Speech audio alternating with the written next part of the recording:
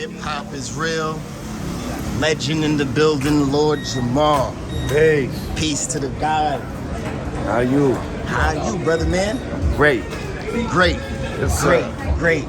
We see the podcast going. Congratulations on that. Yes, sir. You know what I mean? Godcast, I don't know. I think we got like 157,000 on YouTube. I don't know. Some shit like that. Yeah. We doing what we do. We gonna keep building. When you first started the podcast, or when you first like, all right, I'm gonna make this podcast, were you a little nervous or whatever? Like, all right, do these people want to hear me? Do I still have, something to say to these people? Scram jidons. You already? Nah. Red Dragon. Actually, I started it because people were hounding me to do it. Okay. Like, people was like, yo, Lord Jamar, you need your own podcast. Like, you know what I mean? We like your last shit, but you should do your own shit. And I'm just like, all right, whatever. Like, it wasn't even really something I was necessarily thinking about doing. Like, but then, like, enough people kept, like, nudging me to do it. Okay. Like, you know what I mean? And then, hooked up on my man Artie Stacks and shit. You know what I mean? He was like, man, you need to do that shit. I'll put the money up. Like, you know what I mean? I'm like, oh, well, serious like that? Like, all right, let's do it. Yeah. Like, you know what I mean? The rest is history.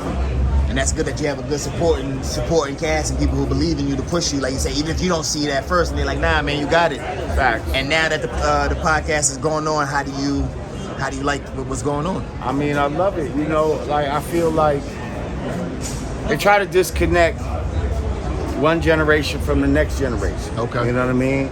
Because there's a certain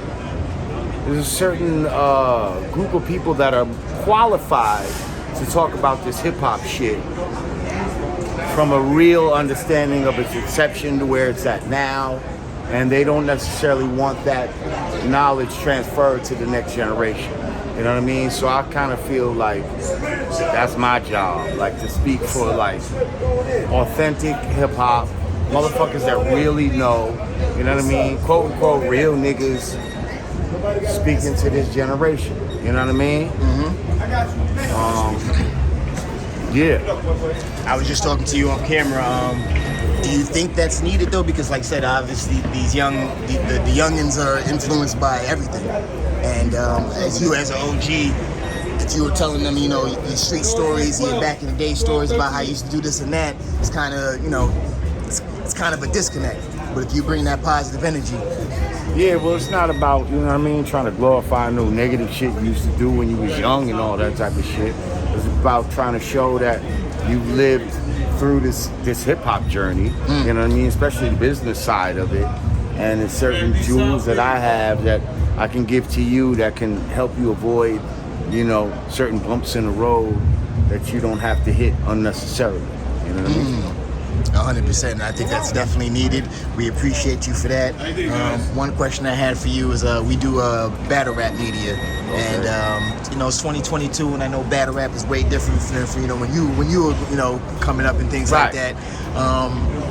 How does it differ? I'm not sure if you still pay attention now, but there's big stages, there's lights, there's big venues, as opposed to back in the day. Well, as opposed to all of that, like the main difference is, back in the days, it seemed like battle rap, rappers rap to the beat. Like there would be, the whole hip hop experience was incorporated into it. Okay. So the DJ would be a key part of that battle rap experience. At some point they cut that out and they just made it acapella, and I see how certain rappers are able to cheat when it's acapella because you're not tied to the beat.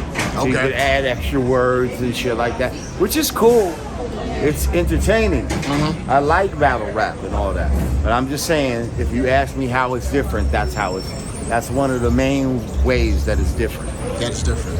And also we used to hear that, obviously, sometimes you didn't really know who you were battling, so you'd be from one block, somebody else would be from another block, and then y'all would just meet up, and it would pretty much be like unlimited rounds and things like that. So it was a different era.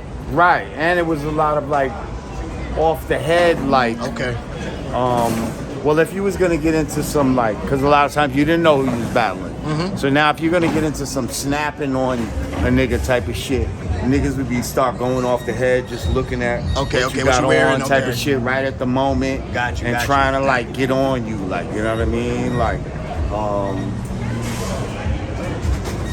Yeah, that's about it. But now it's like niggas be going to Google and fucking find out how many baby mamas you have and fucking if you ever had child support, and then they bring that shit into the battle. Like the shit is like some other shit now. Yeah, like, it's real. Like, it's real different. It's real different. way premeditated than it was before. Before, like, yeah. You know what I mean? Yeah, it gets, like you said, it gets personal. That's all about your baby mothers. Super personal, super personal.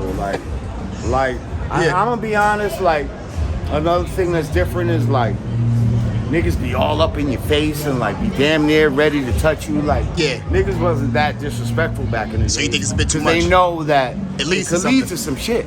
Like, so they'll say that shit, and it'll be, you know, you'll be there, and then it'll be nigga be over here saying that shit to respectful you. space. Like, to where if shit did get crazy, people could jump in the middle. I got what like you're saying. now niggas be all like, you know what I mean, yeah. touching niggas. Oh, Yeah. I He said, oh. I couldn't do that. Like, I'm not gonna, you know, I couldn't do that. I couldn't do that, man.